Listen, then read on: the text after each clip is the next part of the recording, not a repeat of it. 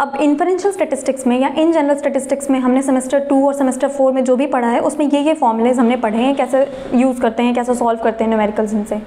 तो सबसे पहला है जेड टेस्ट। जेड टेस्ट में हम क्या करते हैं, raw score minus mean score upon standard deviation, raw score, mean score, standard deviation, ठीक है। दूसरा है वेरिएंस। वेरिएंस कैसे कैलकुलेट करते हैं, raw score minus group mean का square upon total frequency minus 1। जैसे ये हो गया है इसका formula x minus x bar upon n x minus 1, ठीक है। टी इंडिपेंडेंट का फॉर्मूला होता है x बार माइनस वाई बार। बार जब भी किसी चीज़ के ऊपर होता है मतलब उस ग्रुप का मीन, तो x ग्रुप का मीन माइनस वाई ग्रुप का मीन, और नीचे है रूट में S12 अपॉन N1। S12 का फॉर्मूला होता है, S12 इज वेरिएंस ओनली, ठीक है। तो ये वेरिएंस का फॉर्मूला यही वाला यूज होगा, x minus x bar upon n x minus 1। S2 के लिए भी वही सेम चीज़ यूज होगा। N1 N2 होते हैं फ्रीक्वेंसी। ये हो गया टी इंडिपेंडेंट कैसे कैलकुलेट करते हैं। तो टी डिपेंडेंट करने के लिए है, सबसे पहले हम डिफरेंस कैलकुलेट करते हैं बिफोर माइनस आफ्टर। जैसे अगर एक x कॉलम है, एक y कॉलम, 4 5 6 7, तो हम क्या करेंगे, 4 माइनस 5 का एक कॉलम, फिर 6 माइनस 7, ऐसे करके पूरा कॉलम बनाएंगे। ये होता है difference. Standard deviation same formula होगा, वेरिएंस का यूज़ यहाँ पर, बस रूट में आ जाएंगी वैल्यू, ठीक है। तो d माइनस डी बार का स्क्वायर अपॉन n माइनस 1, ठीक है। डिफरेंस हम जो भी कैलकुलेट करेंगे और डिफरेंस का जो भी मीन आएगा उसको माइनस करके उनका स्क्वायर करेंगे, और नीचे है n माइनस 1, टोटल नंबर्स कितनी है, फ्रीक्वेंसी माइनस 1, और इन सब का रूट निकाल लेंगे तो आ गया स्टैंडर्ड डिविएशन।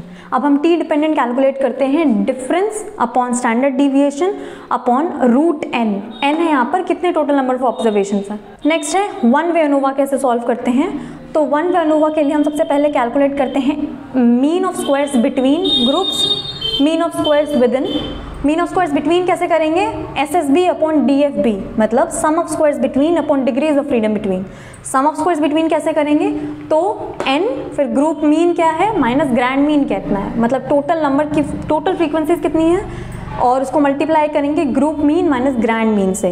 एक मान लेते हैं ये x ग्रुप है, इस ग्रुप का जो मीन आया है, और y और z, और इन सब ग्रुप का जो ग्रैंड मीन आया था उससे माइनस करेंगे, ठीक है।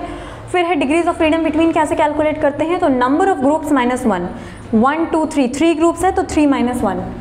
फिर है MS विद इन कैसे कैलकुलेट करते हैं, तो उसमें हम करते हैं सम ऑफ स्क्वायर्स विद इन और degrees of freedom with in. तो सम ऑफ स्क्वायर्स विद इन का फॉर्मूला होता है raw score minus group mean का स्क्वायर।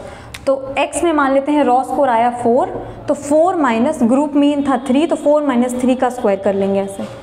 और degrees of freedom with in का फॉर्मूला होता है n माइनस के। तो वन वे एनोवा हमें समझ आ गया। सबसे पहले हम MS between by MS within से सॉल्व करना है, लेकिन उससे पहले हमें यहाँ तक पहुँचना होगा, ये सारी चीज़ें कैलकुलेट करके आपका sum of squares between, degrees of freedom between, sum of squares within, degrees of freedom within, और फिर जब ये सब वैल्यूज आ जाएंगे तो हम यहाँ पर पुट कर देंगे तो वैल्यू आ जाएगी, ठीक है।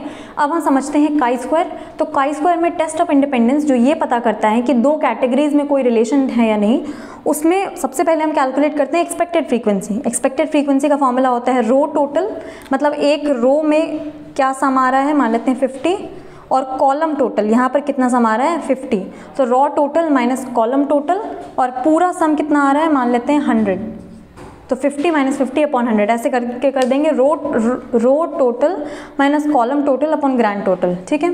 फिर है कि काई स्क्वायर की वैल्यू कैसे ऑब्टेन करेंगे, तो summation O minus E upon E का होल स्क्वायर, ठीक है, मतलब O माइनस ई का स्क्वायर। अब काई स्क्वायर के ऑब्टेन वैल्यू कैसे पता करेंगे, तो समेशन O माइनस ई का square upon expected frequency. O है यहाँ पर ऑब्जर्व फ्रीक्वेंसी, E है एक्सपेक्टेड फ्रीक्वेंसी, ठीक है। और फिर लास्ट में है डिग्रीज ऑफ फ्रीडम कैसे करते हैं, तो R माइनस 1 और C माइनस 1। R माइनस 1 हो गया रो और C है कॉलम, तो रो माइनस 1 और कॉलम माइनस 1 को मल्टीप्लाई कर देंगे तो डिग्रीज ऑफ फ्रीडम आ जाएगा। तो ये सारी चीज़ें हैं जो कि हमने इसमें पढ़ा है, ये सारे फॉर्मूलेज एक जगह पर हो गए कि समझ आ जाएगा, ठीक है, ठीक है। तो अब हम सारे टॉपिक्स ऑलमोस्ट कर चुके हैं। जेड टेस्ट कैसे करते हैं, T independent, T dependent, one way ANOVA, chi square, variance कैसे सॉल्व करते हैं, मीन, मीडियन, स्टैंडर्ड डिविएशन। तो I think most of the statistics के टॉपिक्स कंप्लीट हो गए हैं, तो बस।